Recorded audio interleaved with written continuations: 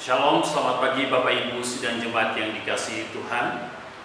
Pagi hari ini kita bersyukur untuk anugerah Tuhan yang boleh Tuhan nyatakan dalam kehidupan kita, secara khusus dalam memasuki minggu terakhir di bulan yang keempat tahun 2020. Sebelum kita membaca dan merenungkan firman Tuhan, mari kita berdoa. Damai sejahtera dari Allah Bapa yang melampaui segala akal dan pikiran, menerangi hati dan pikiranmu dengan rohnya yang kudus, sehingga firman Tuhan pagi hari ini boleh menjadi berkat dan memberkati, menguatkan, meneguhkan saudara-saudara sekalian dalam menjalani hidup ini bersama dengan Tuhan. Terpujilah Engkau Bapa, dalam nama Yesus firman Allah yang hidup, kami siap membaca dan merenungkan firman-Mu. Amin. Saudara-saudara yang dikasihi dalam Tuhan Yesus Kristus, mari kita sama-sama membaca dan merenungkan kebenaran firman Tuhan pada pagi hari ini, terambil dari kitab Bilangan pasal 14 ayat yang pertama sampai dengan ayat yang ke-38. Namun saya hanya membacakan ayat yang ke-6 sampai dengan ayat yang ke-9. Sedangkan ayat-ayat selanjutnya nanti Bapak Ibu silahkan membacanya. Bilangan pasal 14 dimulai dengan ayat 6 sampai dengan ayat yang ke-9 berbunyi demikian. Tetapi Yosua bin Nun dan Kaleb bin Yefune, yang termasuk orang-orang yang telah mengintai negeri itu, mengoyakkan pakaiannya dan berkata kepada segenap umat Israel, negeri yang kami lalui untuk diintai itu adalah luar biasa baiknya. Jika Tuhan berkenan kepada kita, maka Ia akan membawa kita masuk ke negeri itu dan akan memberikannya kepada kita, suatu negeri yang berlimpah-limpah susu dan madunya. Hanya janganlah memberontak kepada Tuhan, dan janganlah takut kepada bangsa negeri itu, sebab mereka akan kita telan habis. Yang melindungi mereka sudah meninggalkan mereka, sedang Tuhan menyertai kita. Janganlah takut kepada mereka. Bapak, Ibu, dan saudara-saudara yang dikasihi di dalam Tuhan Yesus Kristus, firman Tuhan pada pagi hari ini saya ingin berikan satu tema untuk menjadi perenungan bagi kita, adalah menjadi pembawa berita yang positif. Saudara-saudara, dengan berkembangnya virus Corona yang sangat mencekam, hampir setiap hari kita menerima berita-berita negatif, baik melalui media cetak, melalui media elektronik. Kita melihat bahwa semua berita yang muncul adalah berita-berita negatif, berbicara tentang Corona, berbicara tentang jumlah sekian banyak orang yang meninggal, jumlah sekian banyak orang yang terjangkit oleh virus Corona, jumlah sekian banyak orang yang belum disembuhkan, dan seterusnya dan seterusnya. Mungkin berita ini membuat saudara dan saya mengalami ketakutan yang sangat luar biasa. Oleh karena itu, saudara-saudara yang dikasihi Tuhan, melalui tema ini saya ingin membawa kita sama-sama melihat bahwa dalam bab pembagian firman Tuhan ini kita melihat bagaimana Tuhan menyuruh Musa untuk mengutus 12 pengintai untuk mengintai kota Kanaan, tanah Kanaan yang akan mereka duduki. Dari ke-12 orang yang diutus untuk mengintai kota ini, saudara tahu ada 10 orang yang tampil dan hadir kembali menyampaikan berita, dan berita yang disampaikan oleh 10 orang dari 12 pengintai ini semuanya adalah berita yang negatif. Bapak, Ibu, dan saudara-saudaraku yang dikasihi di dalam Tuhan Yesus Kristus, mari kita sama-sama melihat bagian firman Tuhan ini. Yang pertama adalah pengutusan 12 orang untuk mengintai atau meneliti tanah Kanaan. Dalam pasal 13 ayat yang pertama sampai dengan ayat yang ketiga, Musa mengutus 12 orang pengintai berdasarkan perintah Tuhan. Tuhan berfirman kepada Musa, suruhlah beberapa orang mengintai tanah Kanaan yang akan kuberikan kepada orang Israel. Dari setiap suku, nenek moyang mereka haruslah kau suruh seorang, semuanya pemimpin-pemimpin di antara mereka. Lalu Musa menyuruh mereka dari padang gurun Paran sesuai dengan titah Tuhan. Semua orang itu adalah kepala-kepala di antara orang Israel. Saudara-saudara yang dikasihi dalam Tuhan Yesus Kristus, Musa melakukan tugas ini berdasarkan perintah Tuhan, dan orang-orang yang diutus adalah orang-orang yang dapat dipercaya, orang-orang yang punya kemampuan untuk menyelidiki, mengintai, melihat akan apa yang harus mereka kerjakan, dan mereka kembali untuk sampaikan kepada Musa. Saudara, namun Alkitab mencatat kepada kita, pada waktu mereka pergi dan menyampaikan, mengintai, isi tugas yang mereka kerjakan, mereka lakukan dengan sempurna. Karena Musa berkata begini, katanya kepada mereka, pergilah dari sini ke tanah Negeb dan naiklah ke pegunungan dan amatilah bagaimana keadaan negeri itu. Itu yang pertama. Yang kedua, apakah bangsa yang mendiaminya kuat atau lemah? Yang ketiga, apakah mereka sedikit atau banyak? Dan yang keempat, bagaimana negeri yang didiaminya, apakah baik atau buruk? Bagaimana kota-kota yang diaminya, apakah mereka diam di tempat-tempat yang terbuka atau tempat-tempat yang berkubu? Dan bagaimana tanah itu, apakah gemuk atau kurus? Apakah ada di sana pohon-pohon atau tidak? Tambahkanlah hatimu dan bawalah sedikit dari hasil negeri itu. Waktu itu ialah musim hulu hasil anggur. Saudara, isi pesannya jelas, dan ke-12 pengintai ini melakukannya dengan baik. Mereka meneliti tentang kondisi daerah itu. Mereka juga meneliti tentang kondisi letak strategis daripada kota itu, dan juga keamanan dan sebagainya dan sebagainya.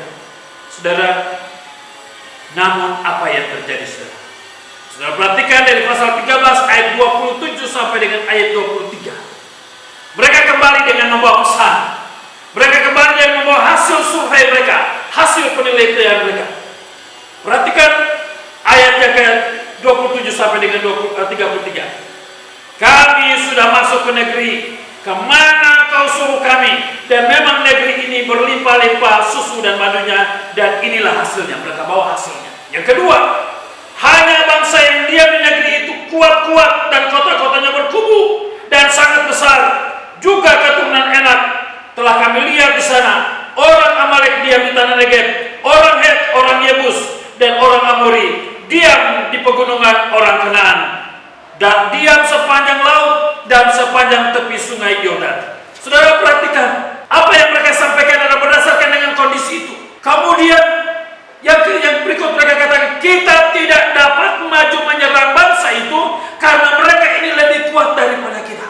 Belum perang sudah takut duluan, saudara. Kemudian bagian berikut dari mereka katakan, juga mereka menyampaikan kepada orang Israel kabar busuk tentang negeri yang didiami mereka dengan berkata, negeri yang telah kami lalui untuk diintai adalah suatu negeri yang memakan penduduknya. Ini seolah-olah bahwa negeri ini adalah orang-orang yang mendiami negeri ini adalah para kanibal. Kenapa? Kalimat yang dipakai di sini adalah memakan penduduknya. Bahkan semua orang yang kami lihat di sana adalah orang-orang yang tinggi-tinggi perawakannya. Juga kami lihat di sana orang-orang yang raksasa, orang Enak yang berasal dari orang-orang raksasa, dan kami lihat dari mereka seperti belalang, dan demikian juga mereka terhadap kami. Saudara, informasi, pernyataan, hasil penelitian, hasil survei mereka, hasil pengintaian mereka ini membuat sebuah dampak yang negatif, membuat sebuah pengaruh yang negatif terhadap bangsa Israel. Saudara, ketika saudara membaca pasal 14 dan seterusnya, beberapa dampak daripada hasil survei ini, hasil penelitian disampaikan oleh ke-10 orang ini. Yang pertama, lalu segenap umat itu mengeluarkan suara nyaring, dan bangsa itu menangis pada malam itu. Bangsa ini telah hilang harapan. Kenapa? Karena informasi yang disampaikan oleh ke-10 orang ini, tidak ada satu informasi pun yang positif. Semuanya negatif. Sehingga ketika mereka dengar informasi ini, mereka katakan, kita sudah tidak berdaya lagi. Tidak ada harapan untuk kita hidup. Yang kedua, membuat bangsa Israel mulai bersungut-sungut di hadapan Tuhan. Ayat 2. Bersungut-sungutlah semua orang Israel kepada Musa dan Harun, dan segenap umat itu berkata kepada mereka, sekiranya kami mati di tanah Mesir atau di padang gurun ini. Saudara, pertanyaannya adalah, apakah tidak cukup 10 mujizat yang Tuhan lakukan di tanah Mesir? Apakah belum cukup ketika mereka menyeberang laut Berau, laut Kulsum, dan Tuhan membuat mujizat mereka bisa melewatinya dengan baik? Apakah itu belum cukup? Dan ketika mereka diperhadapkan dengan informasi sama seperti ini, justru membuat mereka mulai merasa bahwa Tuhan sedang menghukum mereka. Saudara, yang paling tragis adalah mereka mulai mempersalahkan Tuhan. Ayat 3. Mengapakah Tuhan membawa kami ke negeri ini supaya kami tewas oleh pedang dan istri serta anak-anak kami menjadi tawanan? Bukankah lebih baik kami pulang ke Mesir? Saudara, saya mau katakan kepada kita, berita-berita negatif kadang-kala tidak membuat orang untuk bisa bangkit.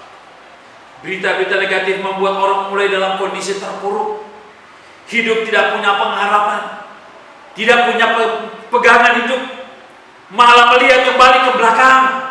Hidup dahulu lebih baik daripada hidup sekarang. Oleh karena itu, saudara-saudaraku yang dikasihi dalam Tuhan Yesus, jangan sampai ketika saudara diperhadapkan dengan tantangan ini, saudara menjadi orang-orang yang membawa berita negatif.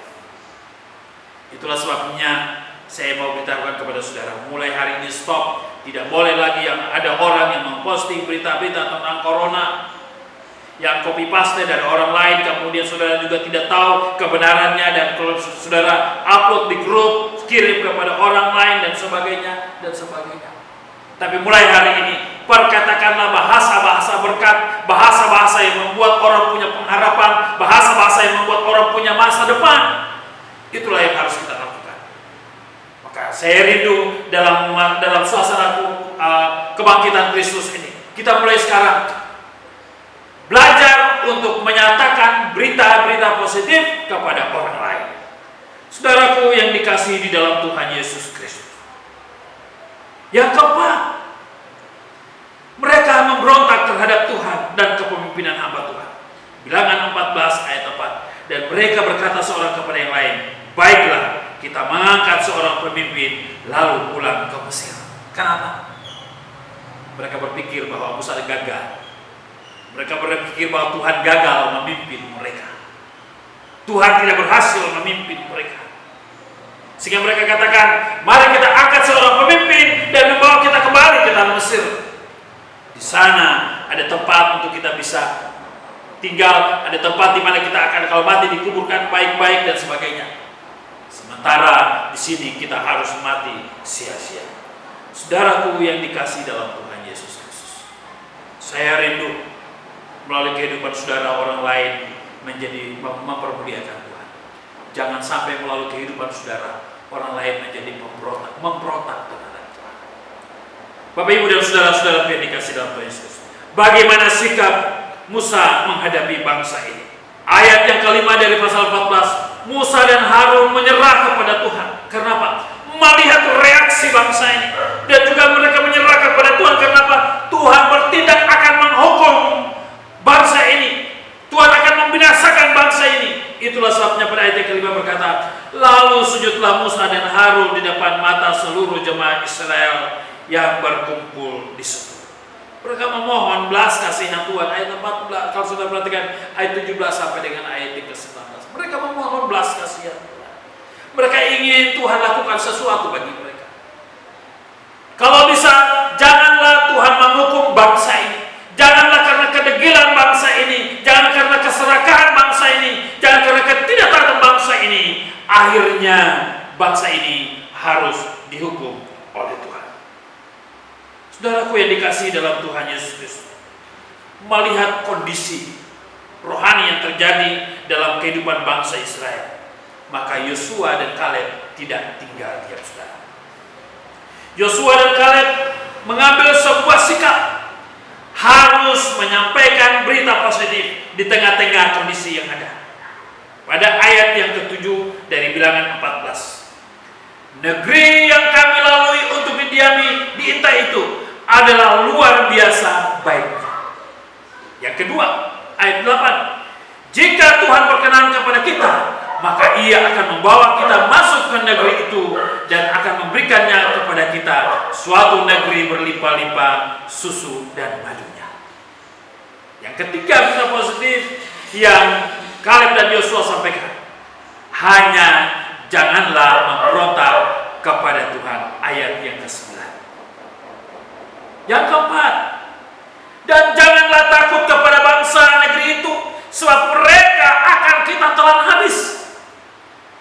Kalau tadi berita negatif yang mereka yang disampaikan oleh 10 orang, Mereka katakan bahwa kita ini seperti belalang, bahkan bisa habis, kita bisa dihabisin oleh mereka. Tetapi Yosua dan Kaleb tampil dengan berita yang positif, ingin memberikan satu pengharapan, ingin memberikan satu semangat yang baru kepada mereka. Dan Yosua dan Kaleb berkata, yang melindungi mereka sudah meninggalkan mereka, sedang Tuhan menyertai kita. Dan ditutup dengan ayat kalimat berikut, janganlah takut kepada mereka. Saudara, saya mau beritahu kepada kita sore hari ini, di tengah-tengah tantangan pergumulan yang ada, bersyukur karena saudara masih mendengarkan kebenaran firman Tuhan. Di tengah-tengah kondisi yang ada, firman Tuhan hadir dan memberikan semangat baru kepada saudara. Firman Tuhan memotivasi saudara. Firman Tuhan membuat saudara untuk bangkit dari kondisi yang ada. Saudara tidak tinggal dalam keterpurukan yang ada, tetapi saudara bangkit dan tetap memandang kepada Tuhan, bahwa Tuhan sanggup menolong kita sekalian. Oleh karena itu tidak perlu takut. Yang perlu kita waspada, kita perlu berhikmat, kita juga perlu belajar menaati setiap aturan yang diberikan kepada kita. Kita perlu taat. Tuhan tidak akan pernah membiarkan kita. Tuhan tidak akan pernah meninggalkan kita. Itulah sebabnya saya terus memberikan motivasi kepada kita sekalian. Saya terus mengingatkan kepada kita sekalian, bangkit dari ketakutan saudara, bangkit dari kecemasan saudara, dan pandanglah kepada Tuhan, Allah yang hidup, Allah yang berkuasa atas hidup kita. Saya rindu saudara-saudara, setiap Bapak Ibu Saudara yang mendengarkan firman Tuhan, mari menjadi Yosua dan Kaleb masa kini, yang terus menyampaikan berita positif kepada orang-orang di sekitar. Setiap hari orang ditakutkan dengan berbagai informasi, berbagai hal yang terjadi di tengah-tengah dunia berkaitan dengan virus corona. Mungkin ada orang sekarang cemas, jangan-jangan saya, jangan-jangan dan seterusnya. Tapi hari ini saya beritahu kepada saudara, mari saudara hadir dan sampaikan berita positif. Walaupun tiap hari kita dengar di Facebook, di WA, muncul berita-berita negatif tentang corona, mulai hari ini engkau memperkatakan bahasa-bahasa positif kepada orang lain untuk mereka bangkit dari mereka terpurukan yang ada, bangkit dari ketakutan yang ada, bangkit dari kecemasan yang ada, dan tetap memandang kepada Tuhan. Saudara-saudara yang dikasihi dalam Tuhan Yesus Kristus, poin yang berikutnya kita mau melihat loh, bagaimana sikap Tuhan terhadap umat Tuhan yang memberontak terhadapnya. Pada waktu mereka mendengar berita negatif, berita yang tidak menyenangkan, mereka lupa akan janji Tuhan, mereka lupa akan penyertaan Tuhan, dan membuat mereka selalu punya sikap melawan kepada Tuhan. Maka sekarang kita melihat dari ayat-ayat selanjutnya, bagaimana sikap Tuhan terhadap umat Tuhan ini. Bilangan 14 ayat 11 berkata, Tuhan berfirman kepada Musa, berapa lama lagi bangsa ini menista aku, dan berapa lama lagi mereka tidak mau percaya kepadaku, sekalipun sudah ada segala tanda mujizat yang kulakukan di tengah-tengah mereka. Kedua, ayat 12, aku akan memukul mereka dengan penyakit sampar dan melenyapkan mereka, tetapi engkau akan kubuat menjadi bangsa yang lebih besar dan lebih kuat daripada mereka. Saudaraku yang dikasihi dalam Tuhan Yesus, ketika melihat hukuman Tuhan ini, ketika Tuhan membuat Musa dan Harun melihat pernyataan Tuhan seperti ini, maka Musa dan Harun bertekuk lutut menyembah Tuhan seraya minta belas kasihan daripada Tuhan, minta pertolongan daripada Tuhan. Kenapa? Karena Musa merasa kalau ini terjadi, sesuatu yang sangat berbahaya bagi bangsa pilihan Tuhan. Tetapi hukuman Tuhan, keadilan Tuhan harus dinyatakan. Bilangan 14 ayat 20 berkata, berfirmanlah Tuhan, aku mengampuninya sesuai dengan permintaanmu. Ayat 22 sampai 23, semua orang yang telah melihat kemuliaanku dan tanda-tanda mujizat yang telah kuperbuat di Mesir dan di padang gurun, namun telah 10 kali mencobai aku dan tidak mau mendengarkan suaraku, pastilah tidak akan melihat negeri yang kujanjikan dengan bersumpah kepada nenek moyang mereka, semua yang menista aku ini tidak akan melihatnya. Ini hukuman. Saudara yang dikasih dalam Tuhan Yesus Kristus. Bilangan 14 ayat 28, Tuhan katakan, katakanlah kepada mereka, demi aku yang hidup, demikianlah firman Tuhan, bahwasanya seperti yang kamu katakan di hadapanku, demikianlah akan kulakukan kepadamu. Yang tadi pasal 14 ayat yang pertama mereka katakan, kenapa kita harus mati di sini dengan sia-sia? Maka perkataan itu Tuhan kembalikan, sesuai dengan apa yang kamu katakan, itu akan terjadi pada kamu. Ayat 29, di padang gurun ini bangkai-bangkaimu akan berhantaran, jadi semua orang di antara kamu yang dicatat, semua tanpa terkecuali yang berumur 20 tahun ke atas, karena kamu telah bersungut-sungut kepadaku. Ayat 30, bahwasanya kamu ini tidak akan masuk ke negeri yang dengan mengangkat sumpah telah kujanjikan akan kuberikan kamu diami, kecuali Kaleb bin Yefune dan Yosua bin Nun. Saudara, orang-orang yang memberontak kepada Tuhan, orang-orang yang melawan Musa hamba Tuhan, mereka semua Tuhan katakan tidak diizinkan masuk kepada tanah perjanjian yang Tuhan janjikan. Bagaimana dengan anak-anak mereka? Ayat 31 berkata tentang anak-anakmu yang telah kamu katakan, mereka akan menjadi tawanan, mereka lah yang akan kubawa masuk, supaya mereka mengenal negeri yang telah kamu hinakan. Tetapi mengenai kamu, bangkai-bangkaimu akan berhantaran di padang gurun ini, dan anak-anakmu akan mengembala sebagai penggembala di padang gurun 40 tahun lamanya, dan akan menanggung akibat ketidaksetiaan sampai bangkai-bangkaimu habis di padang gurun. Perjalanan mereka yang seharusnya ditempuh berapa saat sampai masuk Kanaan, justru harus tempuh selama 40 tahun. Saudaraku yang dikasih dalam Tuhan Yesus Kristus, firman Tuhan ini menolong kepada kita sekalian. Saya ingin mau sampaikan kepada kita, marilah kita menjadi orang-orang yang membawa berita yang positif. Dalam keluargamu, sampaikanlah berita yang positif. Kepada tetanggamu, sampaikanlah berita yang positif. Dalam persekutuanmu, sampaikanlah berita yang positif. Karena dengan berita yang positif, saudara akan memberikan orang untuk tetap punya semangat hidup. Bapak Ibu, saudara-saudaraku yang dikasih dalam Tuhan Yesus Kristus, sebagai kesimpulan bagi kita sekalian, menjadi satu pertanyaan bagi kita. Sudahkah saudara menjadi orang-orang yang membawa berita positif kepada orang lain? Sudahkah saudara menjadi orang-orang yang hadir dan membuat orang lain punya semangat hidup? Ataukah sebaliknya, saudara menjadi pembawa berita negatif yang membuat orang semakin hari semakin hidup dalam keterpurukan, baik dari hubungannya dengan Tuhan, bahkan menjadi pemberontak terhadap Tuhan? Jika hal itu terjadi, mari kita kembali kepada Tuhan. Saudara yang mungkin menjadi orang-orang yang memberontak kepada Tuhan, mari kembali kepada Tuhan, karena Tuhan sanggup untuk melakukan apa saja dalam kehidupan kita. Tuhan sanggup untuk melakukan apa saja menurut kehendak Tuhan. Percaya, tidak ada sesuatu pun yang terjadi di luar daripada kehendak Tuhan. Semua yang terjadi ada dalam pengamatan dan kehendak Tuhan. Kiranya Tuhan memberkati saudara-saudara sekalian. Jadilah pembawa berita yang positif kepada setiap orang, sehingga setiap orang juga hidup mempermuliakan Tuhan. Tuhan Yesus memberkati. Amin. Mari kita berdoa.